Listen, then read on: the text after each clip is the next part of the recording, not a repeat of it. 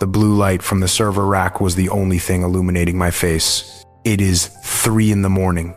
The humming of the cooling fans is usually loud enough to hide the sound of my breathing, but it was not loud enough to hide the sound of the electronic lock disengaging. Beep. Click. The door swung open. I froze. I am crouched on the floor behind a row of data processors. On my upper body, I am wearing a perfectly pressed $2,000 Italian suit jacket. But below the waist, I am wearing old gym shorts and flip-flops. In my right hand, I am clutching a toothbrush.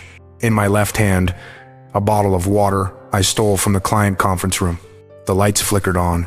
Standing in the doorway is the senior managing partner, the man who controls my entire career. He stares at me. He looks at the sleeping bag I have jammed behind the ventilation unit. He looks at the pillow I took from the lobby sofa. My heart is hammering against my ribs at 140 beats per minute. I felt like I was going to vomit. I waited for him to scream. I waited for him to call security to drag me out. I waited for him to fire me on the spot. But he did not yell. He just stood there. He looked at my bare legs. Then he looked at the toothbrush. And then he sighed. It was not anger. It was pity. That look destroyed me more than a termination letter ever could. Sam, please listen to me. I work on the 45th floor of a Manhattan skyscraper. I represent Fortune 500 companies. I made $160,000 last year, but last night, I was caught sleeping in a server room because I cannot afford a place to live. I am a Wall Street lawyer, and I am homeless. Welcome back to the show. Before we unpack this harrowing story, if you believe that we need to talk more openly about the dark side of money and success, please take a second to hit that subscribe button and turn on notifications. We are building a community here that values truth over prestige, and we want you to be a part of it. I want you to sit with that image for a moment. I want you to really visualize what Marcus just described. A man in a $2,000 suit, hiding behind a server rack at 3 in the morning, terrified that his boss will hear him breathing. This is not a scene from a dystopian movie. This is a reality happening right now in the most wealthy zip codes of America. We are conditioned to believe that poverty looks a certain way. We think poverty looks like torn clothes. We think it looks like a cardboard sign on a street corner.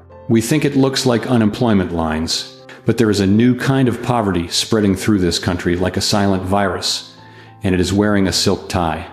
It is working on the 45th floor. It has a degree from Harvard on the wall and a leased BMW in the garage. We call them the high earners, not rich yet. The acronym is Henry. These are people who, on paper, are the envy of their neighborhoods. They make $100,000, $200,000, maybe even $300,000 a year. But when you peel back the layers of their financial life, you do not find wealth. You find a hollow shell. You find a balance sheet that is bleeding red ink. You find a human being who is drowning in an ocean of obligations, terrified that if they stop swimming for even 1 second, they will sink to the bottom. Marcus is the perfect example of this paradox. He did everything right. He followed the script that society handed him. He got the grades. He got into the best school. He took out the loans because everyone told him it was an investment in his future. He got the prestigious job at the top law firm. By all metrics of the American dream, Marcus has won the game. But the prize for winning the game was a life of quiet desperation. He is trapped in what we call the golden handcuffs. The golden handcuffs are insidious because they feel good when you first put them on. They feel like validation. They feel like success. You get the high salary, and suddenly you feel you deserve the high rent apartment. You deserve the expensive dinners. You deserve the luxury vacation. But slowly, the lifestyle inflates to match the income. And then, the debt from the past, the student loans, the credit card starts to tighten its grip. Suddenly, you realize you cannot quit your job because you have too many bills. But you cannot pay your bills because the interest rates are eating you alive. You are running on a treadmill that is set to maximum speed, and you are not allowed to get off. Status is a drug, and debt is the dealer. And just like any addict, the user will go to extreme lengths to hide their addiction. Marcus lived in a storage unit rather than admit he could not afford an apartment. He slept under a desk rather than admit his paycheck was not enough. He let his pride drive the bus until it drove him off a cliff. This creates a terrifying psychological state. It is a specific type of loneliness. When you are poor and everyone knows it, you can ask for help.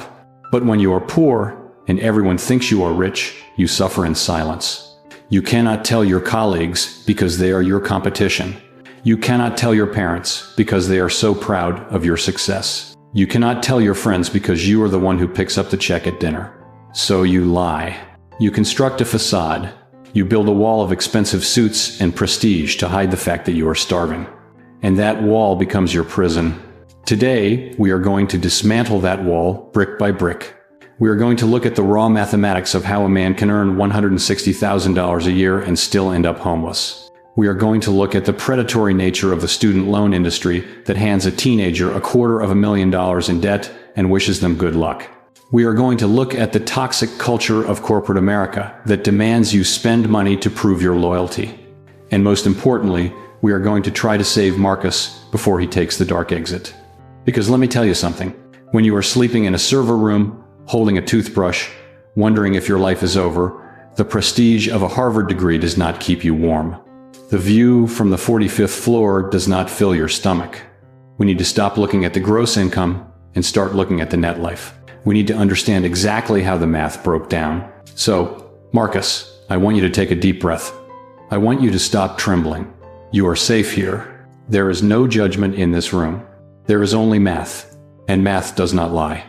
Let us look at the numbers that made a homeless Harvard lawyer possible. I can hear the skeptics already. I can see the comments section filling up with anger right now. You are saying to yourself that this is impossible. You are screaming at your device saying that $160,000 is a fortune. To the average American family earning $60,000 or $70,000 a year, Marcus sounds like he is complaining about the temperature of the champagne in his jacuzzi. And on the surface, you are right.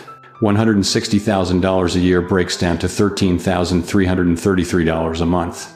That is a massive number. That is more money than many people see in 6 months. So how does a man with $13,000 a month end up sleeping on the floor of a server room?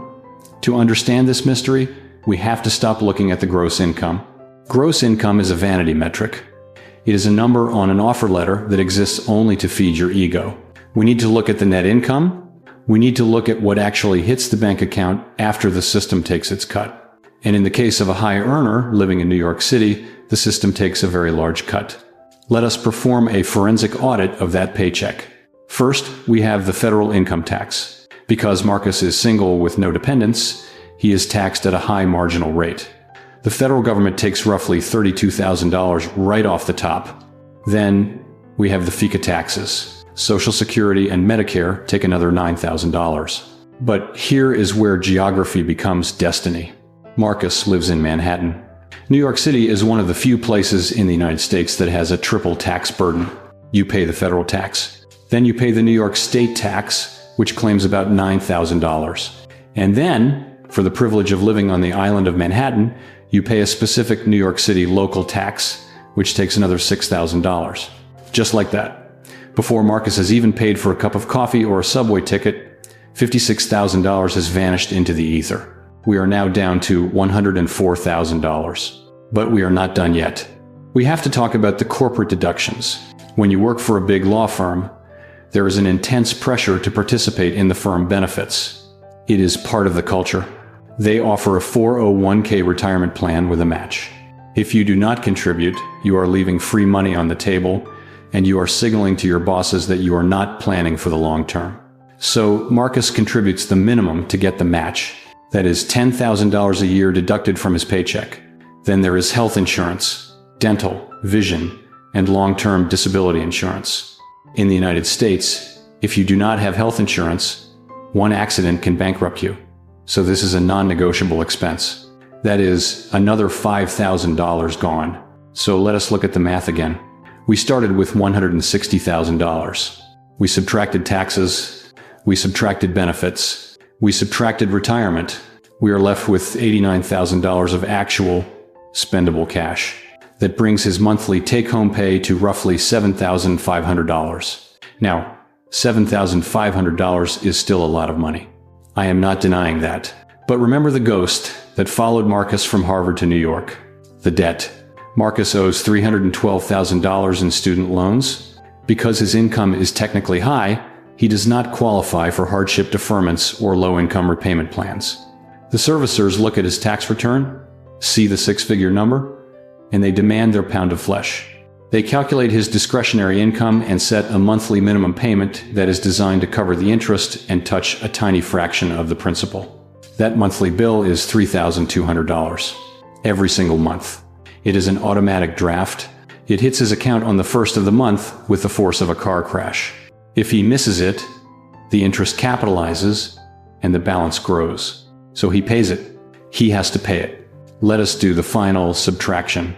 $7,500 in net pay minus $3,200 in student loans. That leaves $4,300. That is the magic number. That is the reality. Marcus is not living on $160,000.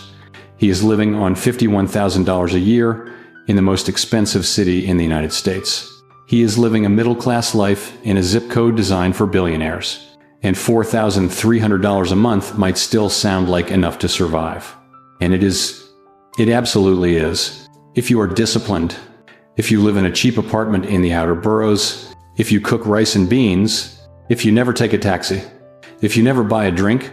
But Marcus did not do that. He had $4,300 left, but he had the expectations of a millionaire. He had the pressure of his peers. He had the psychological need to prove that he belonged in the ivory tower. And that is where the tragedy begins. Because $4,300 disappears very quickly when you are trying to pretend you are rich. So, Marcus, I have validated your math. I have shown the world that you are not crazy. The system is rigged against you, but now I have to turn the mirror back on you. You had $4,300 clear. You could have rented a room. You could have eaten. You could have survived. So I have to ask the hard question. Where did it go? Walk me through the first month. Walk me through the moment you decided that looking rich was more important than being solvent. Tell me about the apartment. You ask about the apartment, Sam. You ask how I could justify spending nearly $4,000 a month on a studio when I had massive loans hanging over my head. But the apartment was not the first mistake. The apartment was just a symptom of a disease that I caught 10 years ago. To understand why I am sleeping in a server room today, you have to go back to a kitchen table in Youngstown, Ohio. That is where I grew up. It was a town where the sky was always a permanent shade of gray, and the best you could hope for was a union job that did not lay you off before your pension vested. My father worked in a distribution center, packing boxes. My mother was a school secretary. We were not poor, but we were definitely not rich. We were the kind of family that saved aluminum cans to pay for Christmas presents. But I was different. From the time I was 6 years old, I was the golden child. I was the one who was going to make it out. I was the valedictorian of my high school class. I was the captain of the debate team. I was the one the teachers pointed to and said, "He is going places." And I believed them. I developed this arrogance, this deep-seated belief that I was destined for greatness. And that greatness meant leaving Ohio and never looking back. When I graduated from college, a state school, where I got good grades, I applied to law schools. And this is where the fork in the road appeared. On one side, I had an acceptance letter from Ohio State University. They offered me a full-ride scholarship. They were going to pay for my tuition, my books, and even give me a stipend for housing. I remember holding that letter. It represented total freedom.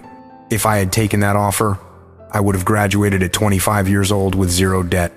I would be a lawyer in Columbus or Cleveland right now, making $80,000 a year, owning a house, driving a truck, and sleeping in a real bed. But then, the other letter arrived. The envelope was thick. The paper was heavy, cream-colored bond. The return address said Cambridge, Massachusetts, Harvard Law School. I remember the smell of the paper. It smelled like old money. It smelled like power. It smelled like the membership card to a club that my father could not even look at, let alone join. I sat at that kitchen table with my parents. My father looked at the financial aid package for Harvard. There were no scholarships. There were no grants. It was all loans. He put on his reading glasses and looked at the estimated cost of attendance. He said, "Marcus, This says almost $80,000 a year. That is more than I have made in the last 2 years combined. How in the world are you going to pay for this? And I looked him in the eye, Sam, and I delivered the speech that ruined my life. I told him, Dad, you do not understand. This is not debt. This is an investment. A law degree from Ohio State gets you a job. A law degree from Harvard gets you a career. If I go to Harvard, I will be making $160,000 the day I graduate. I will pay this off in 3 years. This is the price of admission to the elite. I used all the buzzwords. I talked about return on investment. I talked about the network. I talked about the doors that would open. I sounded so confident. I sounded so smart. And because I was the golden child, because I was the one who always had the answers, my parents believed me. They did not know how compound interest worked. They did not know what the cost of living in New York City was. They just knew that their son was going to Harvard, and that was something they could brag about at church. I remember the specific moment I sealed my fate. I took the letter from Ohio State, the letter that was offering me a free life, and I crumpled it up. I walked over to the trash can under the sink, the one that smelled like coffee grounds and onions, and I dropped it in. I literally threw away my freedom because I thought I was too good for a state school. I thought I deserved the brand name. I signed the promissory notes for the first year of tuition a week later. I did not even read the terms. I just looked at the signature line and signed my name. I felt like I was signing an autograph. I felt like a celebrity. I walked around town that summer with my chest puffed out. When people asked what I was doing next, I would pause for effect and say, I am going to law school in Cambridge. I would not even say the word Harvard. I would just imply it, and their eyes would widen, and they would treat me with this sudden reverence. That feeling, that hit of dopamine was intoxicating. It was the first time I realized that status is a drug. I was high on the prestige. I thought I was buying a guaranteed future. I thought that once I had that diploma on my wall, the laws of economics would not apply to me. I thought the degree was a shield that would protect me from poverty. I did not realize I was buying a shackle. I did not realize that by rejecting the boring, safe, debt-free path, I was voluntarily walking into a financial prison that would eventually force me to sleep on the floor of an office building. I looked at that $200,000 price tag and I did not see a burden. I saw a VIP pass. I was 22 years old. I was arrogant. And I was completely financially illiterate, and the system saw me coming from a mile away. They opened the doors, they laid out the red carpet, and they handed me the pen, and I signed. That was the moment I truly became homeless. It just took 10 years for the reality to catch up with the paperwork. The paperwork was just the beginning. Sam, the real poison was the specific type of loan they gave me. It is called the Grad Plus loan. Most people do not know what this is, but it is the most dangerous financial product in America. Unlike undergraduate loans, which have limits on how much you can borrow, Grad Plus loans are effectively uncapped. You can borrow up to the full cost of attendance, which is a number the university sets, and that number includes everything. It includes tuition, yes, but it also includes rent, food, books, transportation, and personal expenses. It is a blank check. I remember sitting in the financial aid office my first week in Cambridge. The officer was a nice woman with glasses on a chain. She turned her monitor around and showed me a portal. There was a green button that said, Accept Max. She smiled and said, Just click that, and the funds will be deposited into your checking account to cover your living expenses so you can focus on your studies. Focus on my studies. That was the mantra. They told us, You are at Harvard Law now. You cannot work a part-time job. Your job is to study, borrow the money now, pay it back later with your high salary. It sounded so logical. So I clicked the button. I remember the sound of that mouse click. It was a soft, plastic click. It took less than a second. But that click triggered a wire transfer of $35,000 into my personal bank account for living expenses for the year. That was on top of the tuition paid directly to the school. Suddenly, I had $35,000 in cash. To a kid from Ohio who used to save change for gas money, I felt rich. I felt like a king. I used that money to rent a nice apartment in Harvard Square because I needed a quiet place to study. I used it to buy the brand new hardcover law textbooks instead of used ones because I needed the best tools. I used it to buy a new laptop. I used it to buy lattes at the cafe every morning. I was buying a lifestyle with money that I did not earn. I was living on debt, but it felt like income. And here is the trap. Here is the part they put in the fine print that nobody reads. These loans were unsubsidized. That means the interest clock starts ticking the nanosecond the money leaves the US Treasury. It does not wait until you graduate. It does not wait until you have a job. It starts immediately. And the rate was 7.5%. So while I was sitting in contracts class, feeling smart, feeling elite, the meter was running. Every hour I sat in the library, I was getting poorer. I did this for 3 years. Tuition plus living expenses. $70,000 a year. By the time I walked across the stage to get my diploma, the principal balance was $210,000. That number alone is terrifying. But then I made the second mistake. The mistake that turned a problem into a catastrophe. After graduation, there is a 6-month grace period before you have to start making payments. And then most law students take another few months to study for the bar exam. I told myself, I have worked so hard for 3 years. I deserve a break before I start the 60-hour work weeks at the firm. So I applied for a deferment. I delayed my payments for a full year after graduation. I thought I was pressing the pause button. I thought the loan was frozen in time. I was wrong. I was dead wrong. I was pressing the self-destruct button because of a mechanic called capitalization. When you defer a loan, the interest keeps growing. And at the end of the deferment, that unpaid interest is not just sitting there. It gets added to the principal. It hardens. It becomes part of the rock. Let me explain the math because it makes me physically ill to this day. In that 1 year of rest, my $210,000 loan accumulated roughly $16,000 in interest. At the end of the year, that $16,000 was added to the $210,000. My new principal became $226,000. And then the next day, the 7.5% interest started charging on the new, higher amount. It is interest on top of interest. It is a snowball rolling down a mountain, getting bigger and faster every second. I remember the day I finally logged into my loan servicer account to set up my auto pay for my first job. I was expecting to see a big number. I was expecting $200,000. I logged in, the screen refreshed, and I saw the number $280,000. I blinked. I wiped my screen. I thought it was a glitch. How could it be $280,000? I had not spent that much. I called the customer service line. I was shouting. I said, "There is a mistake. I only borrowed $210,000. And the operator, in this calm, robotic voice, explained capitalization to me.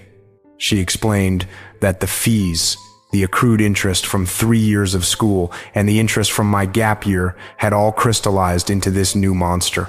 I sat there in my expensive office chair, wearing my expensive suit, holding the phone, and I felt the blood drain from my face. I had not even cashed my first paycheck yet. I had not even billed my first client, and I was already in a hole so deep that I could not see the sky. I realized then that I wasn't working for myself. I wasn't working to buy a house or start a family. I was working solely to feed this beast that was growing faster than I could earn. I walked into my first job already drowning, and the water has been rising ever since. You would think that once the reality of the debt set in, I would have tightened my belt. You would think I would have moved into a shoebox apartment, started eating ramen noodles every night, and thrown every spare dollar at the loan balance to stop the bleeding. That is what a rational person would do. That is what a person who understands math would do. But I was not rational. I was terrified. I was a boy from Youngstown, Ohio, walking into a world of old money, and I was paralyzed by what psychologists call imposter syndrome. I felt like a spy in enemy territory. Every day, I walked into that glass tower in Midtown Manhattan, and I felt like everyone knew my secret. I felt like they could smell the poverty on me. The culture of big law is not just about working hard. It is about projecting an image of effortless success. It is a performance art, and the price of admission to that performance is astronomical. Let me walk you through a typical Tuesday in my first year. It starts at noon. In a normal job, you might bring a sandwich from home or grab a $5 slice of pizza. But in big law, lunch is a ritual. It is a test. The senior associates would knock on my door and say, "Marcus, we are going to the Capitol Grill. Grab your jacket." You do not say no to the senior associates. They control your workflow. They control your reviews. If you say, "I cannot afford that," you are signaling that you are not part of the tribe. You are signaling weakness. So I would smile, put on my jacket, and go. We would sit in these plush leather booths, surrounded by men in $3,000 suits. They would order sparkling water, appetizers, steaks, and coffee. I would sit there scanning the menu, looking for the cheapest item, my heart pounding in my chest. I would order a soup and a side salad, trying to keep my portion under $30. But here is the kicker. When the bill came, nobody calculated who ate what. That is considered petty. That is considered middle class. One person would just throw a credit card down and say, "Let us split it 4 ways." So I would end up paying $80 or $90 for a lunch where I barely ate, just to subsidize the steak of a guy whose father invented a medical device. I did this 3 or 4 times a week. That is $1,200 a month just on lunch, just to not be the guy who brought a brown bag. And it did not stop at lunch. There were the mandatory happy hours. We would go to rooftop bars where a single cocktail cost $25. You could not order a domestic beer. You had to order the single malt scotch. You had to order the imported gin. You had to buy rounds for the team to show you were a team player. I remember one night I spent $300 on a round of drinks for people who made 10 times more money than I did, just because I was afraid they would think I was cheap. But the worst part, the absolute peak of my insanity, was the car. This is the story that keeps me awake at night. I live in Manhattan. The subway system is faster than driving. Taxis are everywhere. Nobody needs a car in Manhattan unless they have a family and a house in the Hamptons. But the partners at the firm were obsessed with cars. They would stand around the espresso machine on Monday mornings and talk about their Porsches, their Teslas, their vintage Jaguars. It was their language of bonding. And I stood there, the kid from Ohio who grew up riding the bus, and I had nothing to contribute. I felt small. I felt invisible. I felt like I was losing social capital every time the conversation turned to horsepower. So, in my second year, I did something unforgivable. I went to a dealership in New Jersey and I leased a brand new black BMW 5 Series. I signed a lease for $700 a month. But in Manhattan, you cannot park on the street. So I had to rent a spot in a parking garage 3 blocks from my apartment. That was another $500 a month. I was paying $1,200 a month for a car that I literally never drove. It sat in the dark, gathering dust. I put less than 500 miles on it in 2 years. So why did I do it? I did it for the key fob. I did it so that when we went to those happy hours or when we sat in the conference room, I could take that heavy, weighted BMW key fob out of my pocket and place it on the table next to my phone. It was a prop. It was a 5-ounce piece of plastic and metal that screamed, "I am one of you. I belong here. I am successful." I remember watching the partner's eyes flick down to the table, see the BMW logo, and then look back at me with a subtle nod of approval. It bought me acceptance, but the cost of that acceptance was my financial soul. I was paying $1,200 a month for a piece of plastic to sit on a mahogany table. Between the lunches, the suits, because God forbid you wear a suit from a department store, you had to go to the tailor, the happy hours, and the car I did not drive. I was burning through $4,000 a month just on maintenance. I was bleeding cash to look like I belonged in a world that did not actually care about me. I was spending money I did not have to impress people I did not like, to keep a job that was slowly killing me. I looked in the mirror one morning while I was tying my silk tie, and I did not recognize the person staring back. He looked like a rich lawyer. He smelled like expensive cologne. But inside, he was a frightened child holding a hand grenade with the pin pulled out. The pin was pulled, Sam, but the explosion did not happen all at once. It was a slow-motion demolition. The catalyst for the final collapse was the bonus. In the world of big law, Your base salary is just the appetizer. The main course, the thing that keeps you working until 2 in the morning on Christmas Eve, is the year-end bonus. There is a mythology around it. The senior associates whisper about it in the hallways. They tell stories of the good old days when the bonus checks were large enough to buy a condo in Miami or pay off a student loan in one stroke. I clung to those stories like a drowning man clinging to a piece of driftwood. I had convinced myself that the bonus was my savior. I had done the mental math 1,000 times. I told myself, okay, I am bleeding $4,000 a month on lifestyle costs, but the bonus will be $50,000, maybe even $60,000. That will wipe out the credit card debt I have accumulated, pay off the car lease for the year, and get me back to zero. I was literally banking on money I did not have yet. I was spending December's paycheck in July. This is what finance people call the float. But I called it survival. I started using my American Express Platinum card for everything. I told myself it was for the points. I told myself it was for the convenience. But deep down, I knew the truth. I was using it because my checking account was empty 3 days after payday. I used it to pay for the dry cleaning. I used it to pay for the gas for the car I never drove. I even used a service to pay my rent with a credit card, eating a 3% transaction fee just to buy myself another 30 days of liquidity. I was building a house of cards on a foundation of sand. Then came the day of the announcement. It was a Tuesday in late January. The entire firm was buzzing with nervous energy. The managing partner sent out a firm-wide email at 10 in the morning. I remember the subject line. It just said, year-end compensation. My hand was shaking so badly I could barely click the mouse. I opened the email. I scanned past the paragraphs of corporate self-congratulation about record profits and challenging market conditions. I scrolled down to the grid that showed the bonus for first-year associates. I was expecting $50,000. I needed $50,000. I saw the number, and my stomach dropped through the floor. $15,000. The market had turned. Mergers and acquisitions were down. The firm was being conservative. $15,000. After taxes, that would be barely $8,000. That was not a lifeline. That was an insult. I sat in my office, staring at the screen, and I felt a physical wave of nausea. I had already spent $40,000 on my Amex in anticipation of the $50,000 bonus. I was currently carrying a balance of $32,000 across 3 different cards. And the interest rates were not 7% like my student loans. They were 24%. They were 26%. One card was 29.99%. I did the math on a legal pad. The interest alone on my credit card debt was now $800 a month.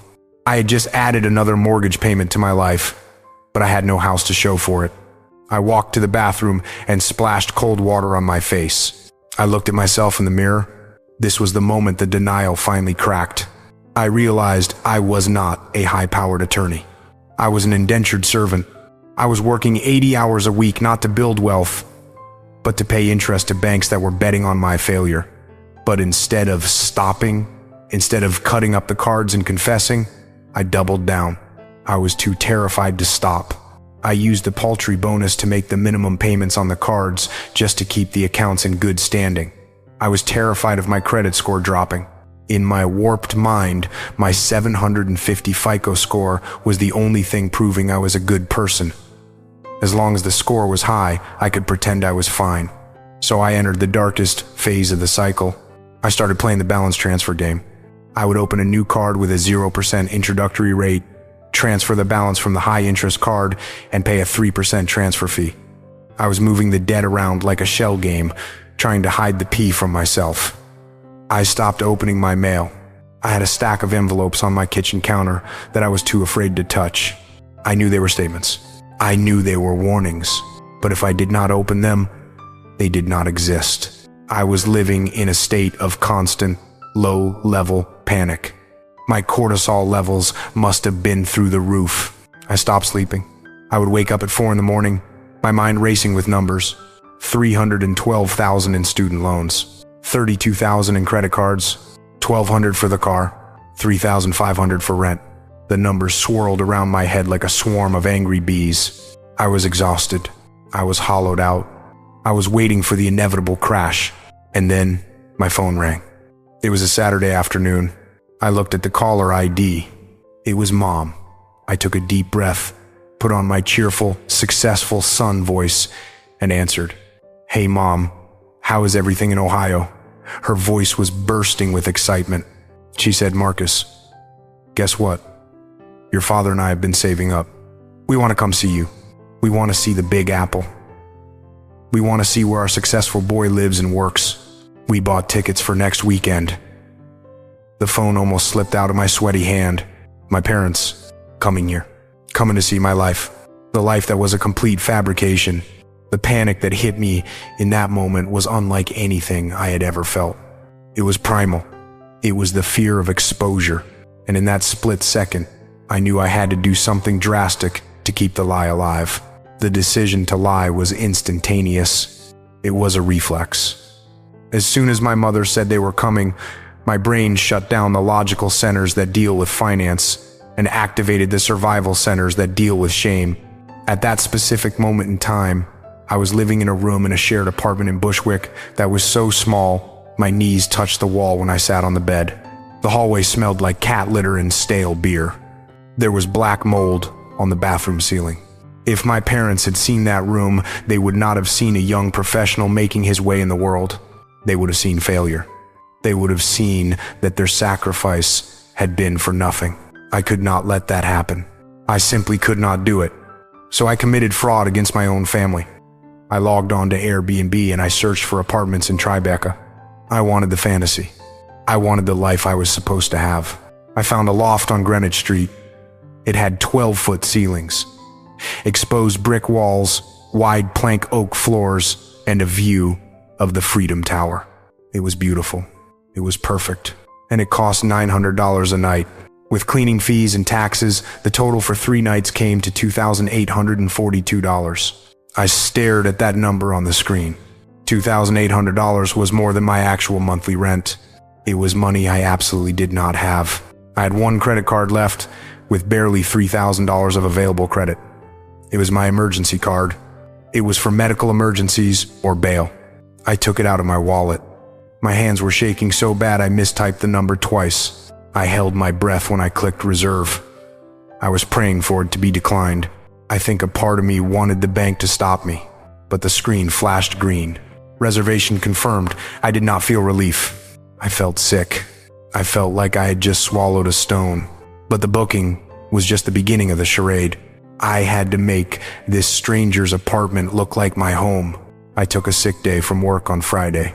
I packed 2 suitcases with my best clothes, my diploma, and every framed photograph I owned. I took an Uber to the Airbnb. I spent 4 hours staging the crime scene. I hung my Harvard diploma on the wall, using command strips so I would not damage the paint.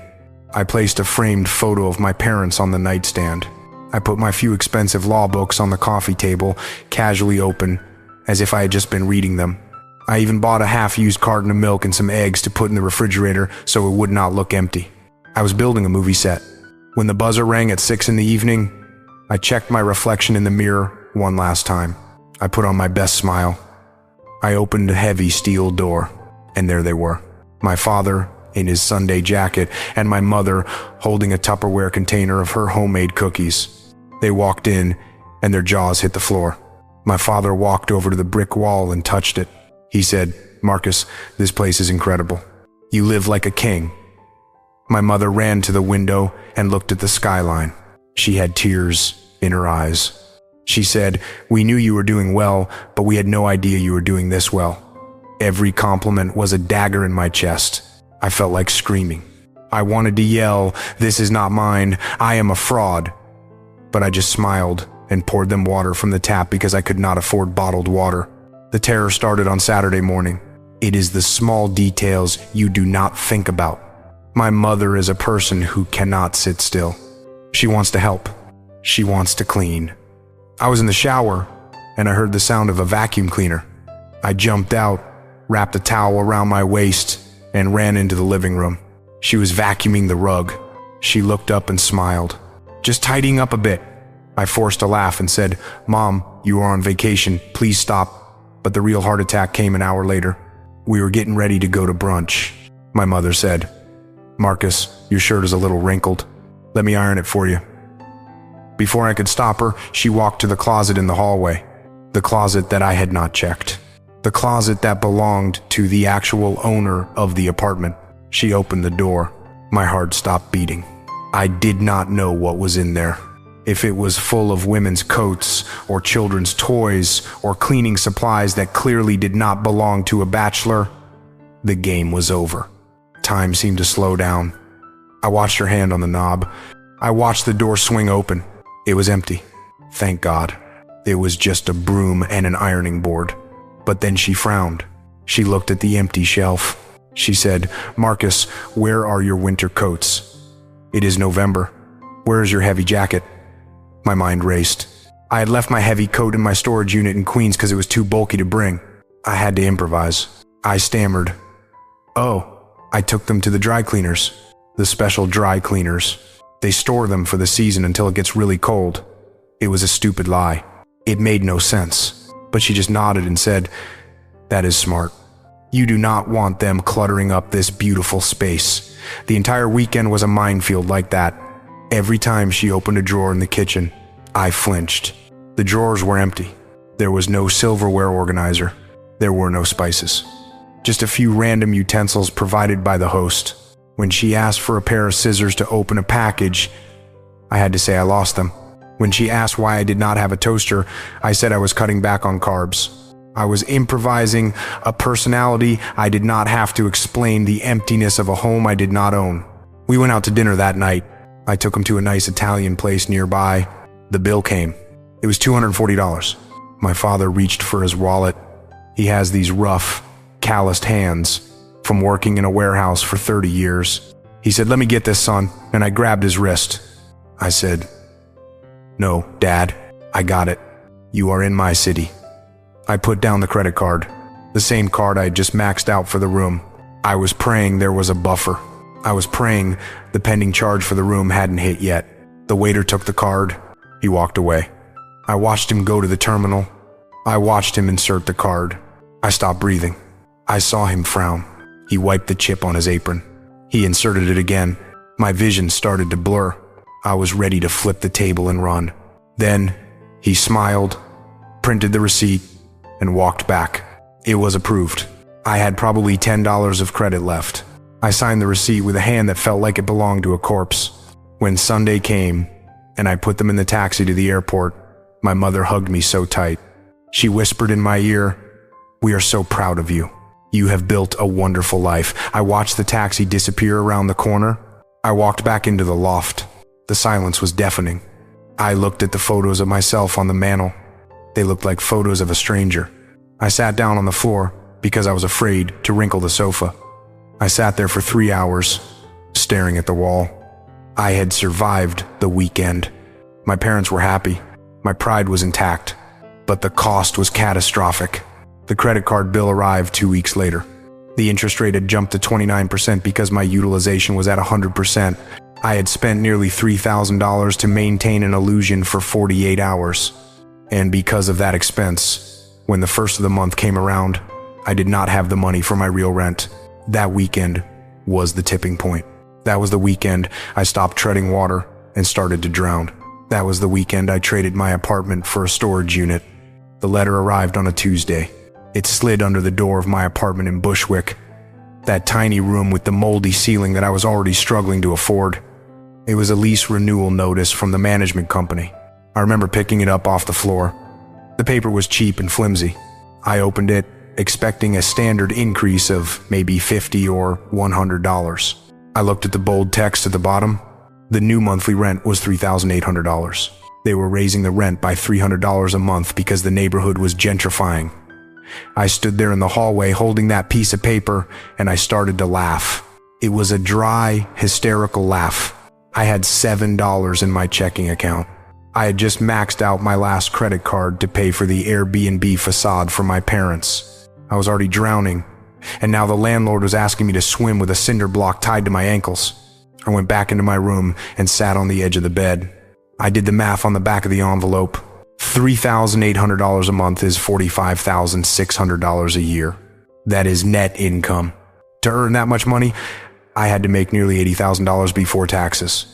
I was working half the year just to pay for a room where I spent less than 6 hours a night, and that is when the idea hit me. It did not come as a desperate realization. It came as a cold, logical business strategy. I told myself I was being smart. I told myself I was being efficient. I looked at my billing records for the last month. I was at the law firm from 8 in the morning until 2 in the morning, 6 days a week. I showered at the firm's gym. I ate dinner at the firm's cafeteria. I charged my phone and my laptop at my desk. The only thing I did in my apartment was sleep for 4 hours and store my clothes. Why was I paying $45,000 a year for a storage locker with a bed? I convinced myself that homelessness was not a tragedy. It was a tactical move. It was extreme savings. It was geocentric arbitrage. I used all these fancy corporate buzzwords to sanitize the reality that I was about to become a vagrant. I told the landlord I was not renewing. I told my roommates I was moving in with a girlfriend who did not exist. I had 3 days to clear out. I rented a 5x5 foot storage unit in Long Island City, Queens, for $120 a month. That was my new rent, $120. I felt a surge of adrenaline. I thought I had hacked the system. On the last day of the month, I packed my life into 4 cardboard boxes and 2 suitcases. I took an Uber to the storage facility. It was a grim, concrete building next to a highway overpass. The air smelled like exhaust fumes and stale dust. I rolled up the metal door of Unit 402. It was dark. It was cold. I stacked my boxes of law books. I hung my winter coats on a tension rod I had bought. I placed my Harvard diploma on top of a box of old shoes. I looked at that diploma sitting in the dust, lit by the flickering fluorescent hallway light, and I felt a crack in my armor. But I sealed the crack with logic. I told myself, this is temporary. Just for 6 months. I will pay off $20,000 of debt, and then I will get a real place. I pulled the metal door down. It slammed shut with a sound like a prison cell closing. I locked it. I walked out to the street with just my gym bag and my briefcase. I took the subway into Manhattan. It was 11 at night. I walked into the lobby of my office building. This was the moment of truth. Usually, I walked in with the confidence of an employee. Now, I was walking in with the secret of a trespasser. I tapped my badge on the turnstile. Beep. Green light. It opened. The night security guard, a man named Jose who I had waved to for 2 years, looked up and smiled. Working late again, Mr. Late. Marcus? He asked. I smiled back. My face felt like a mask made of clay. You know how it is, Jose. I said, deal never sleeps. I walked to the elevator. My heart was pounding so hard I could hear it in my ears. I pressed the button for the 45th floor. The doors closed, and I was alone. The silence in a skyscraper at midnight is heavy. It is a pressurized silence. I walked to my cubicle. The office was empty. The cleaning crew usually came through at 10, so I knew I was safe for a few hours. I sat in my ergonomic chair. I looked at the dual monitors. I looked at the city lights twinkling outside. I was inside. I was warm. I had Wi-Fi. I had free coffee, but I had nowhere to go. I had no home to return to. I realized then that I had crossed a line that I could never uncross. I was no longer a lawyer who worked late. I was a ghost who haunted the building. The firm had these wellness pods on the 40th floor. They were soundproof booths with reclining chairs, designed for 20-minute power naps or meditation. That was my target. I waited until 1 in the morning to make sure the floor was completely deserted. I took my gym bag and snuck down the fire stairs so I would not trigger the elevator logs. I opened the door to the wellness room. It smelled of lavender air freshener. I slipped into one of the pods and locked the door. It was pitch black. I curled up on the recliner, pulling my suit jacket over me like a blanket. I set an alarm for 5:30 in the morning because the cleaning crew for the morning shift started at 6. I could not be found. I lay there in the dark, listening to the hum of the building's ventilation system. It was a low, mechanical thrum that never stopped. I tried to sleep, but my brain was on fire. I kept thinking, what if there is a fire drill? What if security does a sweep? What if my key card stops working? I realized that I had traded my financial anxiety for physical terror. I was saving $3,800 a month, but I was paying for it with my sanity. I closed my eyes, but I did not sleep. I just waited for the sun to rise so I could go to the gym, shower, put on my suit, and pretend that I had just arrived from a comfortable apartment in the suburbs. I had become a ghost in my own office, haunting the halls of the institution that owned my debt. The human body's not designed to live in a state of perpetual stealth, Sam. When you are homeless but trying to maintain the facade of a high-powered executive, your entire life becomes a logistical military operation. Every minute of the day must be planned. Every movement must be calculated to avoid detection. My day did not start with coffee and a newspaper. It started at 4:45 in the morning with a silent vibration on my phone. I kept the phone taped to my chest so I would feel it instantly. I could not risk an audible alarm waking up the security guard or a late working partner. I would wake up in the pitch black of the wellness pod, my heart already racing. The first thing I had to do was erase the evidence. I had to fold the blanket I stole from the lobby perfectly. I had to fluff the pillow so it looked unused. I had to check the floor for any stray hairs or lint. I was a criminal wiping down a crime scene every single morning. I would slip out of the pod and take the service elevator down to the lobby. The shift change for security happened at 6, so I had to be out before the new guards arrived. I walked out into the cold, gray Manhattan morning before the sun was even up. I was not going to work. I was going to my bathroom. My bathroom was the Equinox gym 3 blocks away. I paid $220 a month for that membership, and it was the most essential bill I had. It was the only thing standing between me and looking like a vagrant. I would walk in, swipe my fob, and head straight to the locker room. This was my sanctuary. This was where I transformed from a homeless man back into a lawyer. I had a system. I rented a permanent locker there for an extra fee. Inside, I kept my toiletries, my cologne, and my fresh shirts. I would take a 45-minute shower, not because I was dirty, but because the hot water was the only warmth I felt all day. It was the only time I could relax my muscles. But even in the shower, the paranoia was there. I was terrified of contracting a skin infection. I was terrified of smelling. In my mind, if I smelled even a little bit like sweat or unwashed clothes, the partners would know. They would sniff me out like bloodhounds. So I scrubbed until my skin was raw. After the shower came the ironing. I stood there in the towel, using the gym steamer on my suit jacket. I was obsessive about wrinkles. A wrinkle was a sign of weakness. A wrinkle said, I slept in this, so I steamed every inch of fabric until it looked like it just came from the dry cleaners. I shaved with a precision razor. I applied expensive moisturizer. By 6:30, I was dressed. I looked immaculate. I looked like I had just woken up in a penthouse on Park Avenue, but I was starving. And this brings me to the second pillar of my existence: food. When you are saving every penny to service a $300,000 debt, you do not buy lunch. You scavenge. I became an expert at tracking the conference room schedules. I knew that the mergers and acquisitions team had a standing bagels and lox meeting on Tuesdays at 8. I knew that the litigation department ordered sandwiches from Dean and DeLuca for their Friday lunch sessions. I would lurk in the hallways, carrying a file folder so I looked busy. I would wait for the meetings to end. As soon as the partners filed out, I would slip in. The catering staff usually took 20 minutes to come clean up. That was my window. I would grab half-eaten bagels. I would wrap leftover turkey sandwiches in napkins and stuff them into my briefcase. I would pour the cold coffee from the bottom of the carafe into my thermos. It was humiliating. I was wearing a suit that cost more than most people's monthly rent, and I was stealing soggy wraps off a tray like a rat. But hunger overrides pride. There were days when the pickings were slim.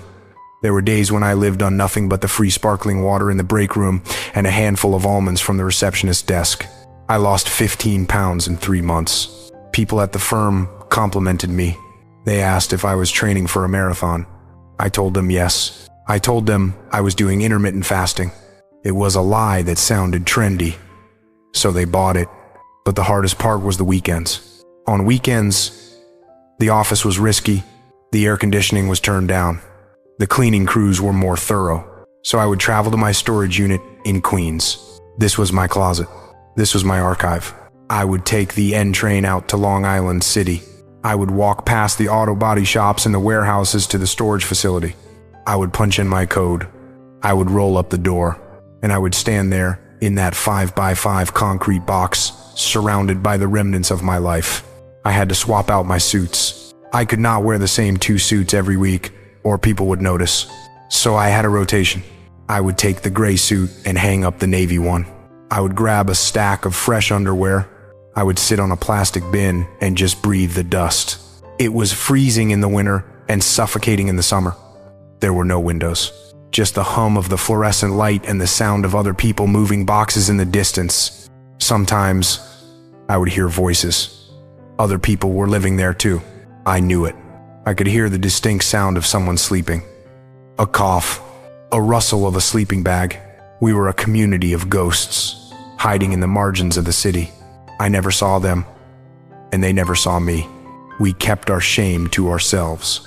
I would spend hours in that unit on Saturdays, just organizing my things, trying to feel some sense of control.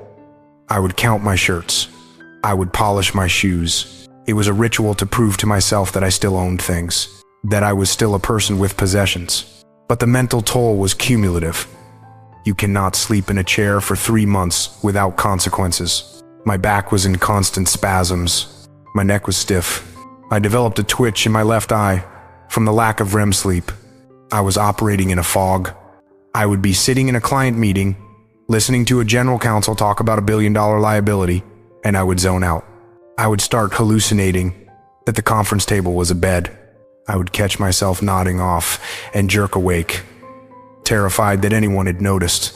The paranoia became a physical weight. Every time a partner walked by my desk, I flinched. Every time I got an email from HR, I thought, this is it. They found the sleeping bag. They checked the camera footage.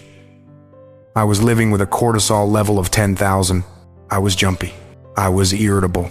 I snapped at a paralegal once for moving my stapler, because that stapler was one of the few things in the world I knew the location of. I apologized, but I could see the confusion in her eyes. She thought I was intense. She thought I was dedicated. She did not know I was on the verge of a psychotic break. I was saving $4,000 a month by not paying rent. I was throwing that money at my loans. I saw the balance go down by $12,000 in that period. It felt like progress. It felt like I was winning the war, but I was losing the soldier. I was hollowing myself out. I was becoming a shell of a human being. I was a suit walking around without a man inside it. I remember one night staring at the ceiling of the wellness pod, listening to the silence of the office, and I thought about just staying there. I thought about never leaving. I thought about dissolving into the drywall. I was making $160,000 a year. Sam, I was in the top 5% of earners in America, and I was debating whether to eat a stale cookie I found in the trash or wait until morning. That is not a life. That is a slow-motion death. The silence that followed the senior partner leaving the server room was louder than a gunshot. He did not say a word after that heavy sigh. He just turned around, his leather soles clicking against the tile floor, and walked away. I stood there in the blue light, holding my toothbrush, and I knew the countdown had begun. I did not sleep that night. I sat in the server room until 5 in the morning, paralyzed. I put my suit back on. I went to the gym. I showered. I went through the motions of my routine, but I felt like a dead man walking. I arrived at my desk at 8:30. I tried to type a brief, but my fingers would not obey my brain. I was just staring at the Outlook icon on my screen, waiting for the execution order. It arrived at 9:03 in the morning. The notification sound, that cheerful little chime, sounded like a funeral bell. The sender was the Director of Human Resources. The subject line was 3 words: mandatory disciplinary hearing. I opened it. The text was cold, precise, and terrifying. It said, Marcus, you are required to attend a formal review of your conduct and employment status this Friday at 10 in the morning. Please be advised that this meeting will address concerns regarding your use of firm facilities and your fitness for duty. Fitness for duty. That is the phrase that stopped my heart. In the legal world, fitness for duty is code. It usually means they think you are having a psychotic break or you have a substance abuse problem. And then it hit me. They do not know I am homeless. They do not know I am broke. They think I am on drugs. They think I was in the server room because I was high or coming down from a bender. It makes sense from their perspective. I have been jittery for months. I have been losing weight. I have been staying in the office for 18 hours a day. To them, these are all the classic symptoms of a cocaine addiction or a nervous breakdown. And in a twisted way, that is almost better for them. Big law firms know how to handle addicts. They have programs. They send you to expensive rehab centers in Malibu. They put you on paid leave. But they do not know how to handle poverty. Poverty is ugly. Poverty is a stain on their pristine reputation. If I walk into that room on Friday and tell them I am an addict, they might actually help me. But if I tell them I am a financial failure, if I tell them that their salary is not enough to keep a roof over my head because of my own stupidity, that is a firing offense. That shows a lack of judgment that makes me a liability. And that is the trap I am in right now. I have spent the last 24 hours trying to figure out what lie to tell. Do I pretend I was just working late and fell asleep? No, the sleeping bag proves premeditation. Do I pretend I had a fight with a girlfriend and got kicked out? Maybe, but they will ask for details. They will probe. These are lawyers. They are professional interrogators. They will smell the lie in 10 seconds, and the stakes could not be higher. If they fire me for cause, my career is over. Not just at this firm, but everywhere. The legal world in New York City is incredibly small. The partners at the big firms all know each other. They have lunch at the same clubs. If I am fired for erratic behavior or misuse of property that goes on my permanent record, I will be blacklisted. No other top-tier firm will touch me. I will be radioactive. And if I lose this job, I lose the only weapon I have against the debt. This job pays $160,000. It is the only shovel big enough to dig me out of this hole. If I lose this income, I drop down to a $60,000 salary at a small local firm. Or worse, I end up working retail. At $60,000, I cannot even make the interest payments. The math becomes impossible. Default becomes a certainty. The federal government will garnish my wages. They will seize my tax refunds. They will ruin my credit score forever. I will never be able to rent an apartment, buy a car, or get a loan again. I am staring at the calendar on my wall. Today is Wednesday. The meeting is Friday. I have 48 hours. 48 hours to come up with a story that saves my life. 48 hours to decide if I should confess the shameful truth and beg for mercy, or if I should invent a lie about a drug addiction because that is more acceptable than being poor. I feel like I am standing on the edge of a cliff and the ground is crumbling under my feet. I am holding this secret that is so heavy it is crushing my lungs. I walk down the hallway to get water and I see my colleagues. I see the associates who started with me. They are laughing. They are talking about their weekend plans in the Hamptons. They look at me and I see the confusion in their eyes. They know something is wrong. They have seen the way I look. I can feel the distance growing between us. I am already a ghost to them. I went back to my desk and I looked at my bank account. I have $412 to my name. That is it. If they fire me on Friday, I do not even have enough money to rent a U-Haul to move my boxes out of the storage unit. I do not have enough money for a bus ticket back to Ohio.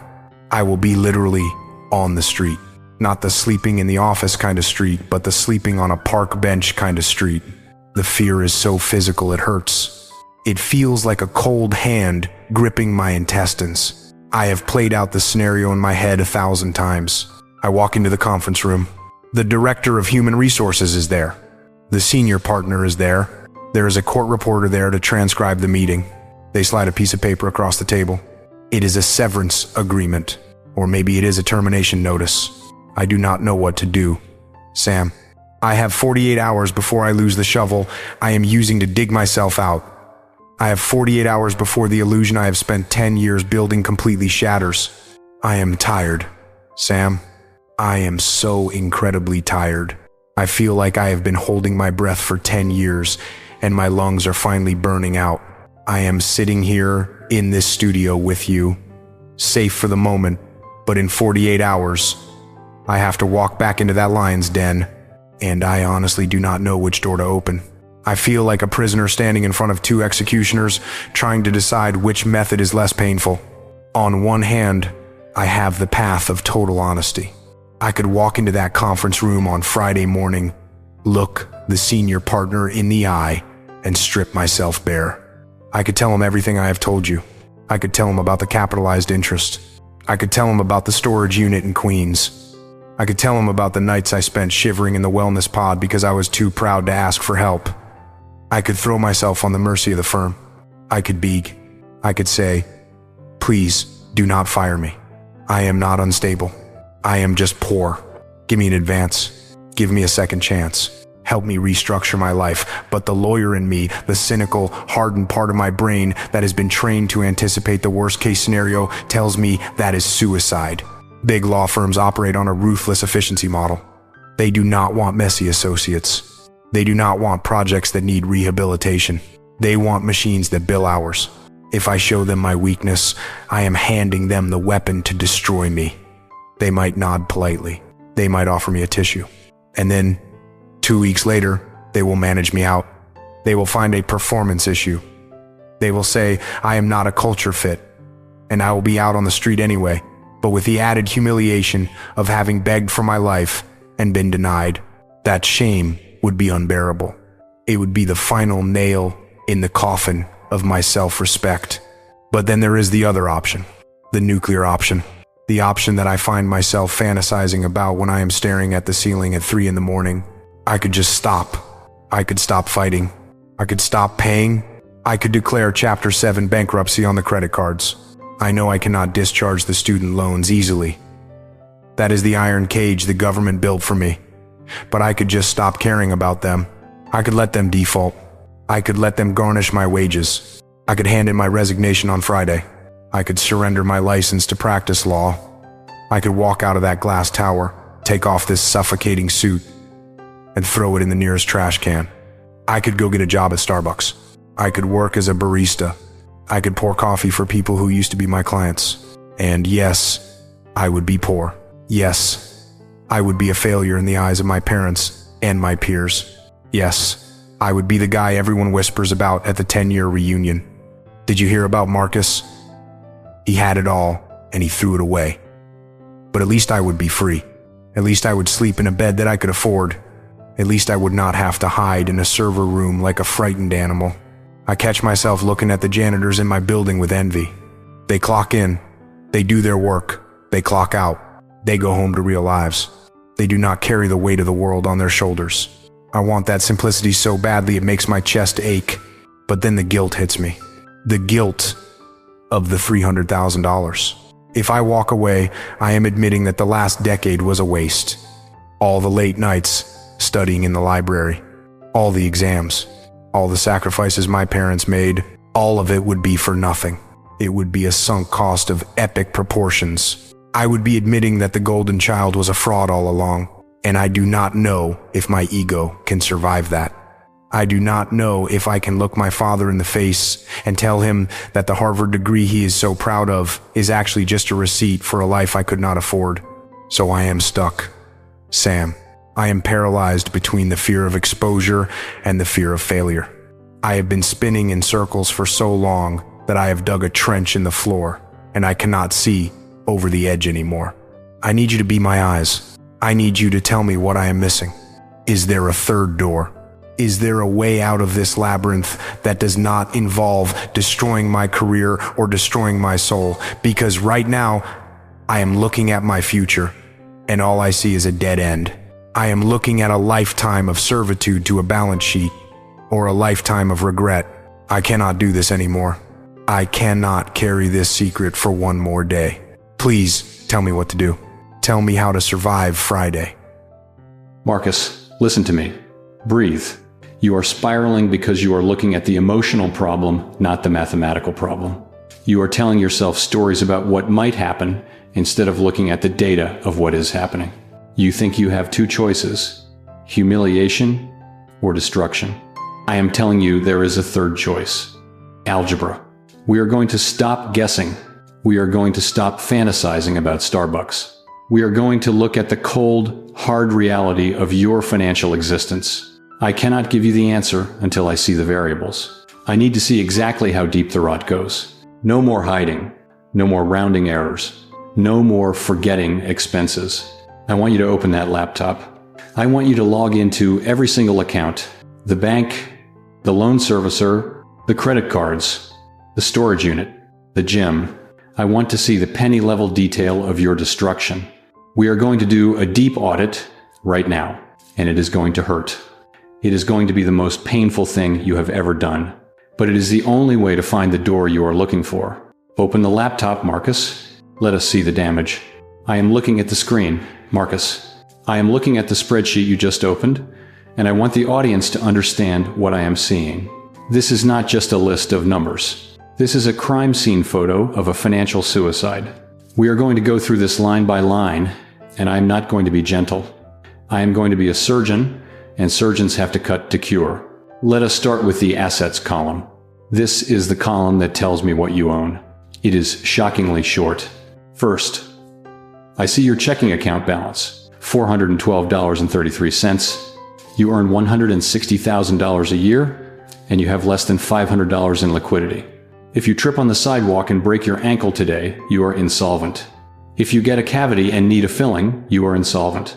You are flying a jet plane at 30,000 feet with 1 cup of fuel left in the tank. Next, I see your 401k, $12,000. You have been working for 2 years. You put in the bare minimum to get the match and nothing more. You have 0 emergency fund. You have 0 brokerage account. You have 0 crypto. You have 0 real estate. You have nothing. But wait, here are the tangible assets. You listed a watch, a Rolex Submariner. You estimated the value at $5,000. And you listed your wardrobe, suits, shoes, ties. You estimated the resale value at $3,000. Do you understand what this means? Your net worth, the sum total of your wealth, is tied up in pieces of metal and cloth that you wear to impress people who do not care about you. You are wearing your net worth on your wrist. You are wearing your retirement plan on your back. Now, let us move to the liabilities column. This is the column that is killing you. Student loans, $280,000. We knew about that. That is the monster. But here is the infection. Credit cards. American Express Platinum, $14,000. Chase Sapphire Reserve, $10,000. Citibank, $8,000. Total credit card debt, $32,000. And look at these interest rates. 24%, 26%, 29%. You are paying almost $800 a month just in interest. You are setting $800 on fire every 30 days. And then, at the bottom, there is this little line item that breaks my heart. Personal loan from David, $5,000. Who is David? He is your best friend from college. Isn't he? You borrowed money from a friend to keep the lights on. You dragged a loved one into your financial mess. If you default, you do not just lose your credit score. You lose David. That is a relationship liability, and it weighs heavier than any bank loan. Now, I want to talk about the burn rate. This is where the psychology of your collapse is hiding. I am looking at your monthly expenses. Storage unit, $300. Food, $800. You are spending $800 a month on food because you have no kitchen. You are eating deli sandwiches and takeout because you are homeless. You are paying a homelessness tax on every calorie you consume. But the line item that makes me absolutely furious, the line item that explains why we are sitting here today, is this one.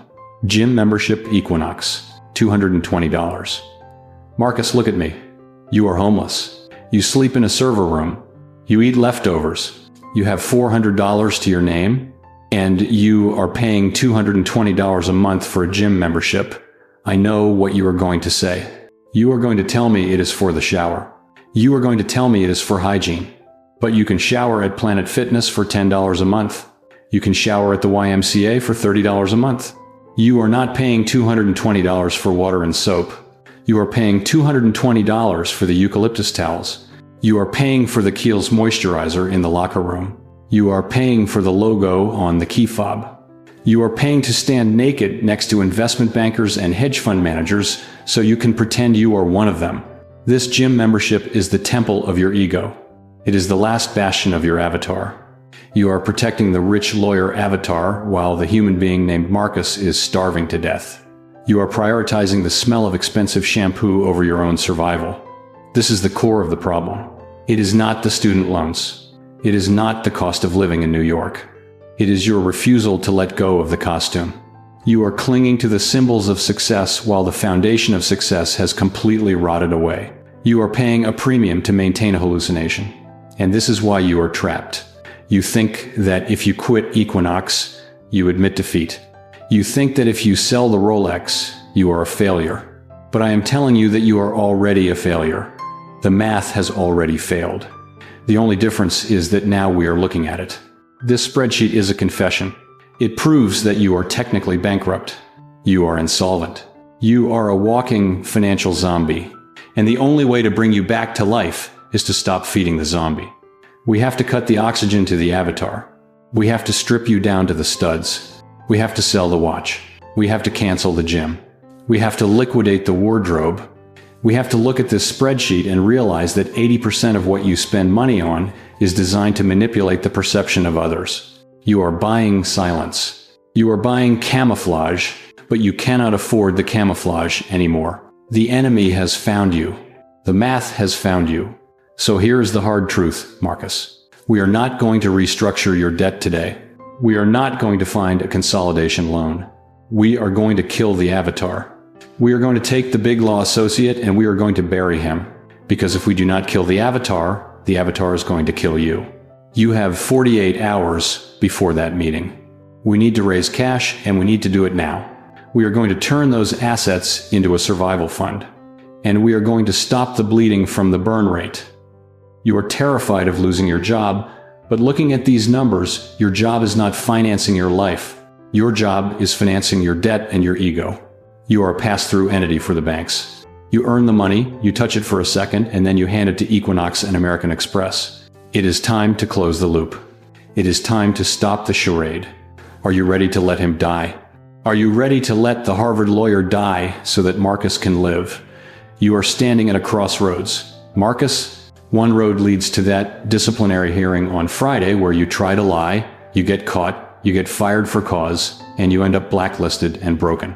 The other road is terrifying, but it is the only road that leads to survival. We call this the kill the lawyer strategy. It sounds violent because it has to be.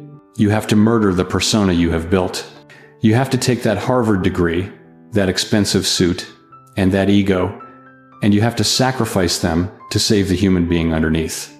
I am going to give you 3 steps. These are not suggestions. These are orders. If you want to live, you will follow them exactly. Step 1 is the HR confession. You are going to walk into that meeting on Friday morning, but you are not going to walk in as a defendant. You are going to walk in as a plaintiff against your own bad decisions. Right now, the firm thinks you are unstable. They think you are on drugs. They think you are a liability because they suspect you are high. You need to change the narrative immediately. You are going to walk in there with a binder. Inside that binder will be the spreadsheet we just looked at. You are going to sit down, look the senior partner in the eye, and you are going to say these exact words. I am not on drugs. I am not having a nervous breakdown. I am in a financial crisis that has left me homeless. You are going to show them the numbers. You are going to show them the student loan balance. You are going to show them the cost of living trap you fell into. You are going to be radically, brutally transparent. Why? Because corporate America fears what it does not understand. If they think you are unpredictable, they will fire you. But if they see a spreadsheet, they see a math problem. Lawyers love math problems. They understand debt. By confessing, you shift the dynamic from disciplinary action to personnel crisis. You are going to ask for a hardship advance on your salary. You are going to ask for a 30-day leave of absence to restructure your life. You are going to tell them, I want to be a great lawyer for this firm, but I cannot bill hours if I do not have a bed. Best case scenario, they help you. They give you the advance. Worst case scenario, they let you go, but they do it without the stigma of misconduct. You leave with your reputation intact as a guy who had hard luck, not a guy who lost his mind. You control the story. You stop hiding. Step 2 is what I call geocentric arbitrage. We established that $160,000 in Manhattan is poverty wages for someone with your debt load. You are playing the game on the hardest difficulty setting possible for no reason. You need to move. You need to leave New York City. You grew up in Ohio. You said you could have gone to Ohio State. It is time to go back to that logic. I want you to look at the satellite offices of your firm. Do they have an office in Cleveland, in Charlotte, in Pittsburgh? If they do, you request a transfer immediately as part of your restructuring plan. If they do not, you resign and you start applying to mid-sized firms in the Midwest. Listen to me closely. You might make $80,000 a year in Cleveland. To your ego, that sounds like a failure. That sounds like a 50% pay cut. But in Cleveland, a nice one-bedroom apartment is $800 a month. In Cleveland, a beer is $4. In Cleveland, you do not need a $3,000 suit to fit in. Your effective purchasing power on $80,000 in Ohio is higher than $160,000 in New York. You will actually be richer. You will be able to pay your loans and still eat. You have to let go of the idea that big law in NYC is the only definition of success. That definition is a trap. That definition is why you are sleeping in a server room. You need to go to a place where the math works in your favor. You need to use geography as a weapon against your debt. Step 3 is the most painful part. Step 3 is the liquidation. You are leaving this studio today, and you are not going back to the wellness pod. You are going to a pawn shop. You are going to take that Rolex Submariner off your wrist. I know it hurts. I know you think it is the only thing that makes you feel valuable, but it is a $5,000 handcuff. You are going to sell it. You are going to take that cash, and you are going to find a room in a shared house in Queens or Brooklyn. Not a luxury Airbnb. A room with a bed, with a door that locks. You are going to pay 3 months of rent up front with the watch money. You are going to secure a base of operations. Then you are going to cancel the Equinox membership. I do not care if you have to pay a cancellation fee. You are done paying $220 to shower. You are going to join Planet Fitness for $10. You are going to sell the designer suits on consignment. You are going to keep 2 suits for work and sell the rest. You are going to strip your life down to the absolute essentials. You need to prioritize mental solvency over financial solvency. You cannot make good decisions when you are sleep deprived and terrified. You need sleep. You need safety. You need a home base. We are liquidating the avatar to save the human. I know what you are thinking, Marcus. You are thinking that if you do this, you are admitting that the last 10 years were a mistake. You are thinking that you are throwing away your shot at the elite life. But look at where the elite life got you. It got you a toothbrush in a server room. It got you a panic attack at 3 in the morning. That is not a life. That is a performance. And the curtain has to come down. You have to kill the lawyer. You have to kill the guy who cares what people think. You have to kill the guy who needs the BMW key fob on the table. You have to resurrect Marcus from Ohio. The guy who was smart. The guy who was hardworking. The guy who didn't need a label to feel good about himself. You have to go back to the beginning to find your way out. So here is the question. Can you do it? Can you walk into that office on Friday and drop the mask? Can you sell the watch? Can you leave New York? Because if you can do those 3 things, I promise you, in 5 years, you will be debt-free and happy. But if you try to hold on to the illusion for 1 more week, you are going to lose everything. The choice is yours. Are you ready to let the lawyer die? I am looking at my wrist. Sam, I am looking at this watch. It is a Rolex Submariner. Stainless steel. Black dial. Ceramic bezel. I bought this watch 3 weeks after I passed the bar exam. I remember walking into the authorized dealer on 5th Avenue. The sales clerk looked me up and down. I was wearing my first expensive suit. I felt like I was floating. I handed him my credit card, the card that had a 0 balance back then, and I swiped it for $5,000. I told myself I was buying a family heirloom. I told myself I was buying a symbol of my entry into the club. But sitting here today, listening to you, I realize I was not buying a symbol of success. I was buying a shackle. This watch does not tell time. It tells me how much debt I am in. Every time I look at it, I do not see the hour. I see the interest rate. I see the monthly payments. I see the lies. You asked me if I am ready to let the lawyer die. It is a terrifying question, because for the last 10 years, I have not been Marcus. I have been the lawyer. That title was my entire identity. It was the armor I wore to protect myself from the world. If I take off the armor, I feel naked. I feel vulnerable. I feel like that scared kid from Ohio again. But then I think about the alternative. I think about the armor crushing me to death. I think about the server room. I think about the hunger. And I realize that the armor is not protecting me. It is a coffin. It is a steel box that I have welded shut around myself. And I am suffocating inside it. I am reaching for the clasp now. It makes a small click. I am sliding it off my wrist. It feels heavy in my hand. Heavier than 5 ounces of steel should feel. I am placing it on the table between us. There, it is done. It is just a watch. It is just a piece of metal.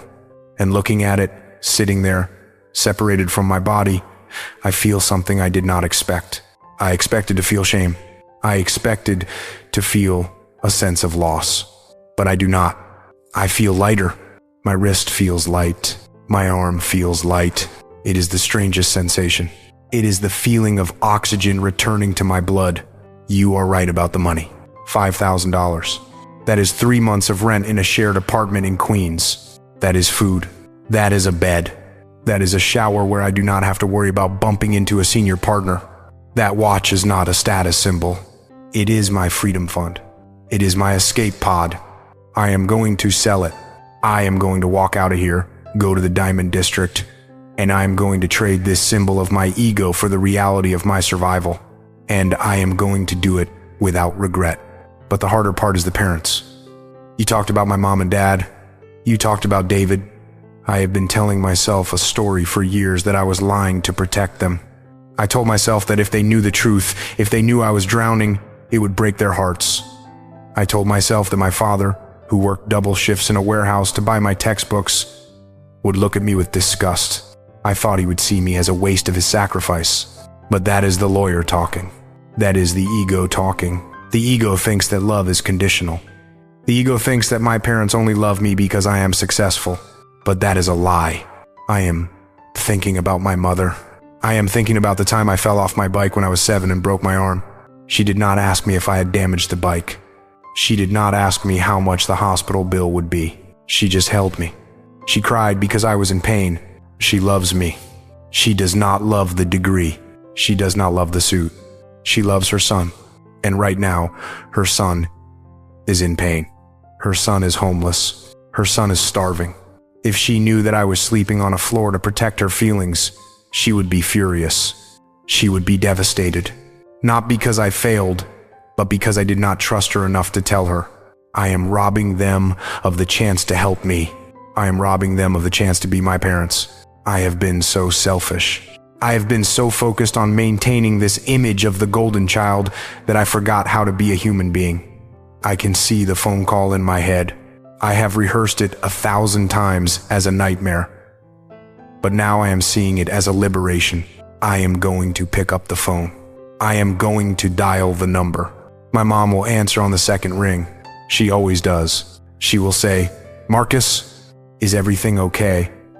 And instead of putting on my radio voice, instead of lying and saying everything is great, just closing a big deal, I'm going to tell the truth. I am going to say, "Mom, I need help. I messed up. I am not rich. I am in trouble. I am drowning in debt, and I have lost my way." I can hear her voice in my mind. She will not scream. She will not hang up. She will say, "Come home." Or she will say, "We will figure this out." The fear of their judgment was the wall keeping me in the prison. But the wall is made of paper. I just have to poke my finger through it. I am ready to kill the Avatar Sam. I am ready to bury the Harvard lawyer. He was a jerk anyway. He was arrogant. He was superficial. He was unhappy. I want to go back to being Marcus. I want to be the guy who likes reading books, not the guy who buys them to look smart. I want to be the guy who eats a sandwich because he is hungry, not the guy who starves to fit into a suit. I want to be the guy who lives in Cleveland and pays $800 rent and sleeps 8 hours a night. That sounds like heaven to me right now. A mediocre, boring, solvent life sounds like paradise. I am done fighting the math. I surrender. I surrender to the numbers. I surrender to the truth. I am going to take that binder into the HR meeting on Friday. I am going to show them the spreadsheet. I am going to tell them I am homeless. And if they fire me, they fire me. At least I will walk out of that building as a free man, not a hiding ghost. I will take the severance, I will sell the watch, and I will go find a life that actually fits me. I am done wearing a costume that is 3 sizes too big and costs too much to clean. Thank you, Sam. You did not just look at my finances. You looked at my soul. You saw the rot before I was willing to admit it was there. I feel like I just woke up from a 10-year coma. My hands are shaking, but it is not from fear anymore. It is from adrenaline. It is the feeling of standing on the starting line of a new race. A race I can actually win. I am going to pick up my phone now. It is heavy. Just like the watch was heavy. But I have to make the call. I have to break the seal. I am going to call my mom. The door has just closed behind Marcus. The studio is quiet again. The only sound left in this room is the hum of the recording equipment and the ticking of the Rolex Submariner he left on the table. I want you to look at that watch. It is sitting there, gleaming under the studio lights. It is a beautiful object. It is a masterpiece of engineering, but it is also a lie. For 10 years, Marcus wore that watch as a shield. He wore it to tell the world, I am successful. I am important. I have made it. But while the watch was telling the world he was a success, his bank account was screaming that he was a failure. While the watch was ticking forward, his life was sliding backward. This is the tragedy of the American student loan crisis. We are not just dealing with a financial problem. We are dealing with a psychological epidemic. We take 18-year-old children, kids who are barely old enough to vote, kids who have never paid a utility bill or balanced a checkbook, and we sit them down in a financial aid office. We tell them that education is the only path to dignity. We tell them that if they do not go to the best school, if they do not get the best degree, they will be left behind. We hand them a pen and we tell them to sign a contract that will bind them for 20 or 30 years. We use words like investment and good debt. We sanitize the math. We hide the compound interest behind glossy brochures of happy students on green lawns. And because they trust us, because they trust their parents and their guidance counselors, they sign away their freedom before they even know what freedom tastes like. Marcus signed away $300,000 of his future because he believed that a piece of paper with the word Harvard on it was a magic ticket. He thought it was an insurance policy against poverty. But as we learned today, prestige is not an insurance policy. Prestige is a luxury tax. And when you are paying that tax with money you do not have, it becomes a prison. There are millions of people listening to this right now who are nodding their heads. You might not be sleeping in a server room. You might not be eating leftovers from a conference table. But you are trapped in the same cage. You are driving a car you cannot afford, to an office you hate, to pay for a degree you do not use, to impress people who do not know your middle name. You are suffering from the high earner, not rich yet syndrome. You look at your paycheck and you see a big number, but when you look at your life, you see zero. You are terrified that if you stop spending, people will realize you are not who you say you are. You are protecting an avatar. You are feeding a ghost. And I am here to tell you what I told Marcus. The ghost is hungry, and it will never be full. You cannot feed the ego enough money to make it happy. You have to let it starve. You have to realize that your net worth is not your self-worth. Your debt is a math problem, not a moral failing. You are not a bad person because you have student loans. You are not a failure because you cannot afford a luxury apartment in Manhattan. You are just a person who got caught in a trap that was designed to catch you. The diploma on your wall is just paper. It is ink on parchment. It does not love you. It does not keep you warm at night. It does not care if you are happy. Do not let a piece of paper become a death sentence. Do not sacrifice your mental health, your relationships, and your sleep on the altar of a brand name university. It is okay to admit that the investment did not pay off. It is okay to say, I made a mistake. It is okay to start over. Marcus is walking down the street right now to call his mother. He is terrified, but he is free. He has nothing in his pockets, but he has the truth. And the truth is the only currency that matters. If you are sitting in your car right now, or listening to this on the subway, and you are carrying a secret like Marcus was, I want you to do something. I want you to stop the car. I want you to put down the phone. I want you to look in the mirror and say, I am not my debt. And if you found value in this story, if this woke something up in you, please subscribe to the channel right now. Help us grow this community so we can reach the millions suffering in silence. Hit the like button to help the algorithm find the people who need this message the most. Click the link in the description below. Join our community. Share your story. You do not have to give your real name. You do not have to show your face. But you have to let the secret out, because shame grows in the dark, but it dies in the light. We are here to help you turn on the light.